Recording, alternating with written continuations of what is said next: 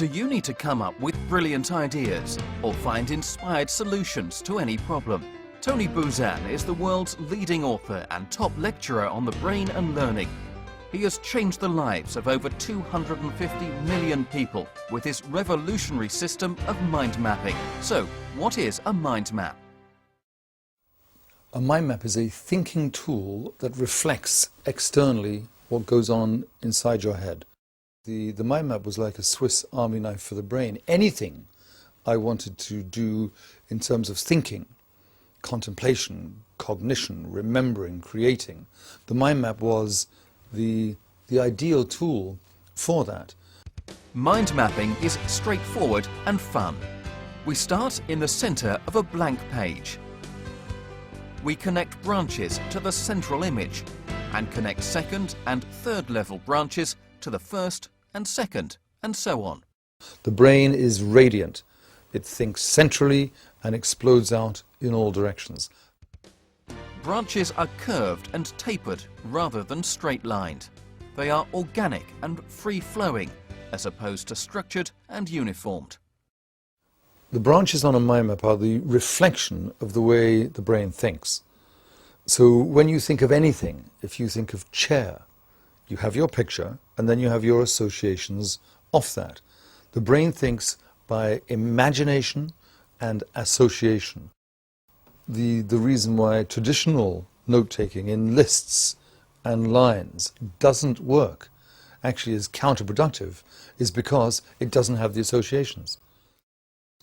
If you don't have associations, you don't have connection. If you don't have connection, you don't have memory and you don't have thinking. In a mind map, the branches are always curved, curvilinear. Reason why? Nature is curvilinear.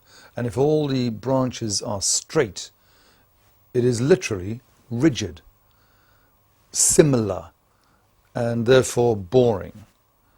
The brain will very quickly get unhappy with a whole bunch of rigid, straight lines. It gets absorbed and intrigued by the beauty of curvilinear. We add one word to each branch. One of the important points in structuring a mind map is to have one word per branch. Why? Because if you have one word, that one word with all its associations is free. If you put them together, you're making it more rigid. And very simply, for example, if you were mind mapping and you wanted to put Tony Buzan, if you put Tony Buzan, you've stuck them together with glue.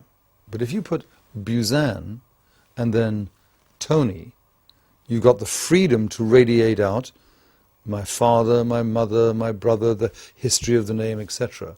So the single word per line gives you much more freedom, much more creativity, much more clarity. Ideally, the length of the word should be the length of the branch, for the very simple reason that if this word here is then placed next to this word here, and the branch and the word are the same line, then the meeting point is very close. So the two words are in space close, i.e. they're connected. If you've got one word, little word here on a long branch, and a little word over here in a long branch, the words are disconnected. We don't use colour in notes traditionally because we are told not to in school.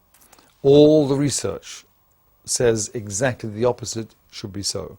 We love colour, and studies at London University showed that people who use colour and image in their imagination when they are learning and trying to remember inevitably do better than those who don't. We use images throughout. Throughout a mind map, there should be key words and key images. And if an image is easy for you to do, you know, instead of people, you can quickly just draw 3 little stick figures. The image is a picture. The picture is worth 1,000 words.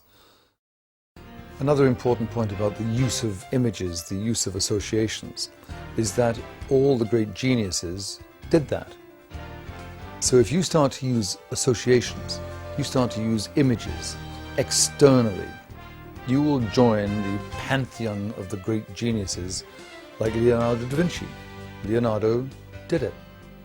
Darwin did it. Beethoven did it. Every genius used image and associations, and the mind map is the process by which you can do that. It's a genius tool.